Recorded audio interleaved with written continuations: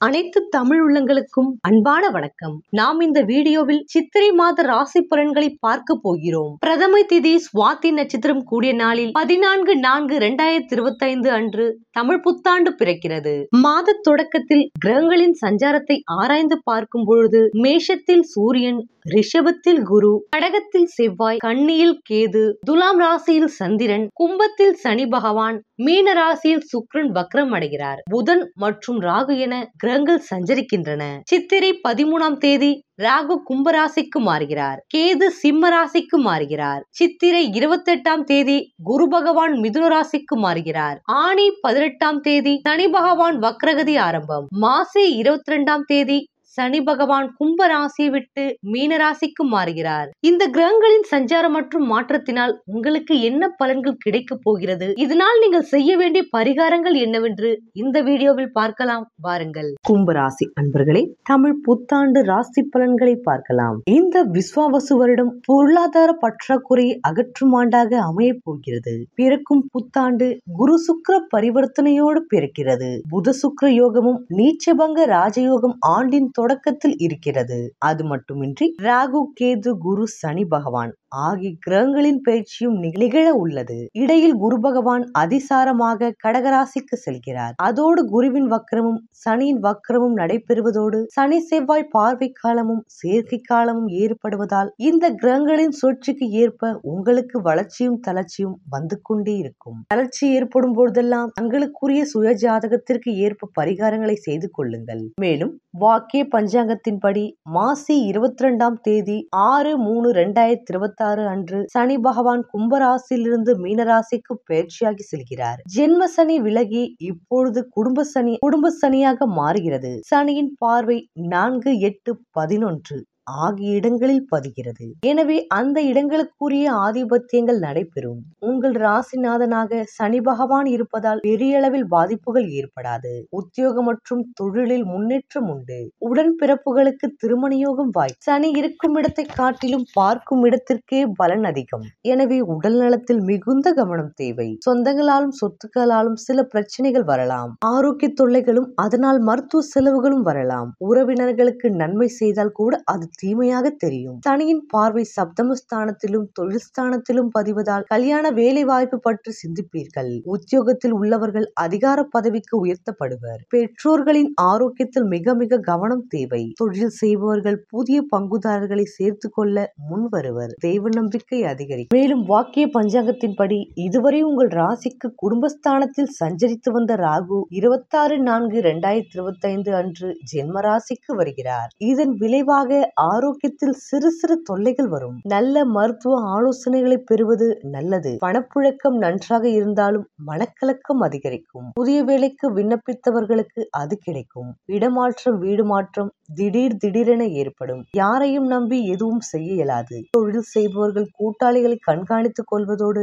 அனுசரித்து செல்வது நல்லது. அந்நேரம் சப்தம கேதுவின் ஆதிக்கத்தால் வரவை காட்டிலும் செலவு கூடும். வாழ்க்கை துணை வழியே பிரச்சனைகள் அதிகரிக்கும் என்பதால் விட்டு கொடுத்து செல்வதன் மூலம் அமைதி கிடைக்கும். ஆன்மீக நாட்டம் அதிகரிக்கும். புகழ்பெற்ற ஆலயங்களுக்கு சென்று வழிபட்டு வர வேண்டும் என்ற எண்ணம் பூர்த்தியாகும். ஆரம்பித்த தொழில் அரைகுறையாக நின்றதே, அதில் கவனம் செலுத்த முடியவில்லையே என்ற எண்ணம் மேலோங்கும். தொகை வந்தாலும் மறுநிமிடம் செலவாகிவிட்டதே என்ற கவலை உருவாகும். நல்ல நாளில் நாகர் வழிபாடு நன்மையை வழங்கும். மேலும் வாக்கிய பஞ்சாங்கத்தின்படி சித்திரை 28ஆம் தேதி 11/5/2025 அன்று குரு பகவான் மிதுன ராசிக்கு பயிற்சியாகி செல்கிறார். உங்கள் ராசிக்கு 5ஆம் இடத்தில் வரும் குருவின் பார்வை உங்கள் ராசியில் பதிவது மிகுந்த யோகமான நேரமாகும். குரு பார்க்க கோடி நன்மை என்பதற்கேற்ப எல்லா வகையிலும் நன்மை கிடைக்கும். ஆரோக்கியம் சீராகும். கொடுக்கல் வாங்கல்கள் சுமூகமாகும். சென்ற ஆண்டில் நடைபெறாத சில காரியங்கள் இப்பொழுது துரிதமாக நடைபெறும். குடும்ப ஒற்றுமை பலப்படும். உத்தியோகத்தில் உங்கள் திறமைக்குரிய அங்கீகாரம் கிடைக்கும். உங்கள் ராசியை மட்டுமல்லாமல்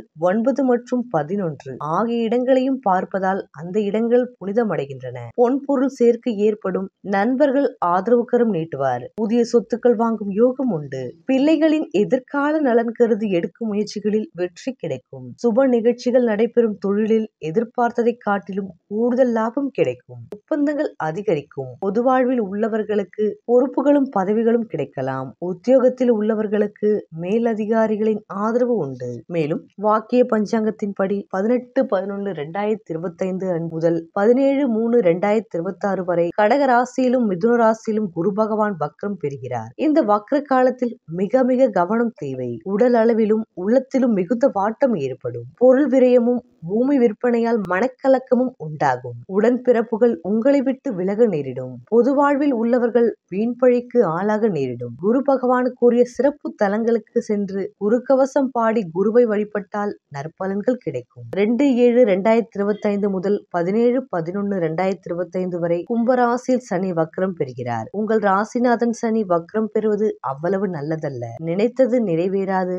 நிகழ்கால தேவைகள் பூர்த்தியாகாது. அனைத்து முயற்சிகளும் அரைகுறையாக நிற்கும். அன்பு நண்பர்கள் பகைவர்கள் சச்சரவுக்கு மத்தியில் வாழ்க்கை அமையும். விரயங்கள் அதிகரிக்கும். இது போன்ற காலத்தில் மனக்கட்டுப்பாடு அவசியம். சனியின் சன்னதியில் சனிக்கவசம் பாடி வழிபட்டால் நன்மை வந்து சேரும். மேலும் வாக்கிய பஞ்சாங்கத்தின்படி புரட்டாசி 22ஆம் தேதி 8/10/2025 அன்று கடகராசிக்கு அதிசாரமாக செல்லும் குரு பகவான் அங்கே உச்சம் பெறுகிறார். உங்கள் ராசிக்கு 6ஆம் இடத்திற்கு குரு வருவதால் விரயங்கள் கொஞ்சம் அதிகரிக்கும். 6இல் குரு வருவதால் ஊரில் பகை என்ற வாக்கியத்திற்கேற்ப பாதிப்புகளும் அதிகமாகத்தான் இருக்கும். எதையும் திட்டமிட்டு செய்ய இயலாது. உங்களை நீங்களே குறைத்து மதிப்பிட்டுக் கொண்டு கடமையை சரிவர செய்ய மாட்டீர்கள். பொதுவாக இது போன்ற நேரங்களில் எதையும் ஒரு முறைக்கு பல முறை யோசித்து செய்வது நல்லது. நினைத்தது ஒன்றும் நடந்தது ஒன்றுமாக இருக்கும். ஆடம்பர செலவுகளால் சேமிப்பு கரையும். சில ஒப்பந்தங்கள் கை நழுவி செல்லலாம்.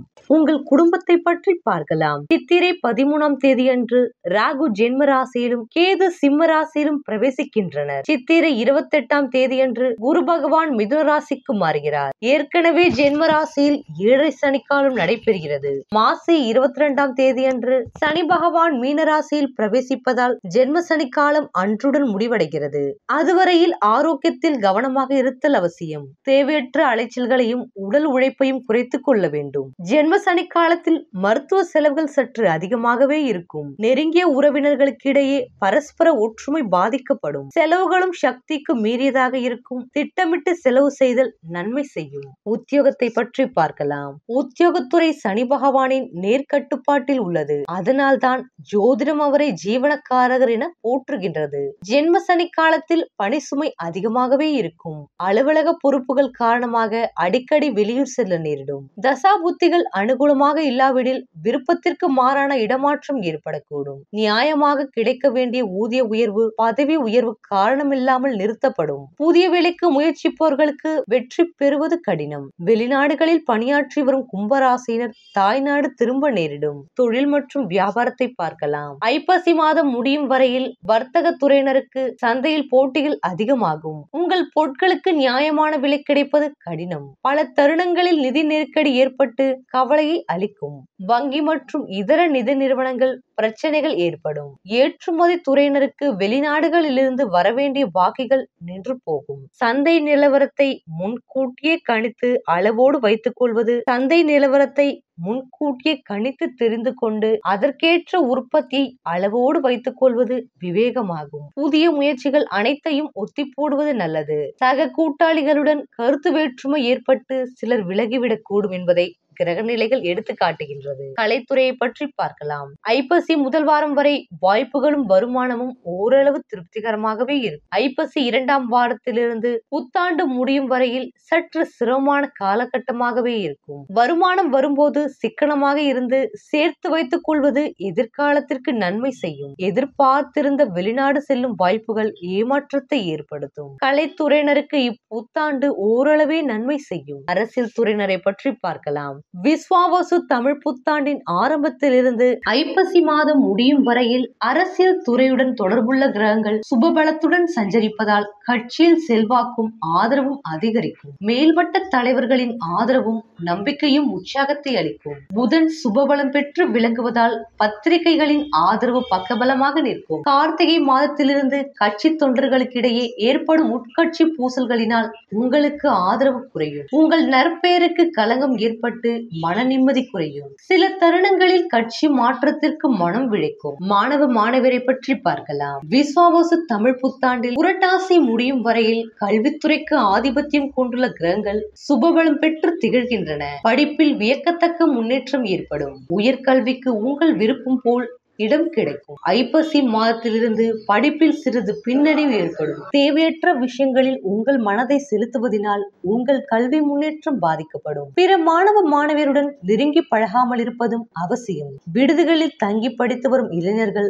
தாங்களுண்டு தங்கள் படிப்புண்டு என்றிருப்பது அவர்கள் எதிர்காலத்திற்கு நன்மை உண்டாக்கும். பெண்மணிகளை பற்றி பார்க்கலாம். ஜென்ம ராசியில் அமர்ந்துள்ள சனி பகவானுடன் சித்திரை 13 ராகுவும் சேர்வதால் உடல் ஆரோக்கியத்தில் கவனமாக இருத்தல் மிகவும் அவசியம். திருமணமான பெண்மணிகளுக்கு குடும்ப பிரச்சனை கவலையை அளிக்கும். வேலைக்கு சென்று வரும் கன்னியருக்கு அலுவலகத்தில் பணி சுமை அதிகரிக்கும். மேலதிகாரிகளின் கண்டிப்பு கவலையை அளிக்கும். இரவு நேர பயணங்களையும் வாகனங்களையும் ஓட்டுவதையும் தவிர்ப்பது நல்லது. மணமாலைக்கு காத்திருக்கும் கன்னியருக்கு வரன் அமைவதில் தடங்கள் உண்டாகும். பரிகாரம்: சனி ராகு இருவருமே தோஷத்தை ஏற்படுத்துவதால் திருநள்ளாறு, திருக்கொள்ளிக்காடு, திருநாகேஸ்வரம், நாகமங்கலா திருத்தல தரிசனம் சக்தி வாய்ந்தவை. இப்புத்தாண்டு முடியும் வரை உங்களை பாதுகாக்கும்.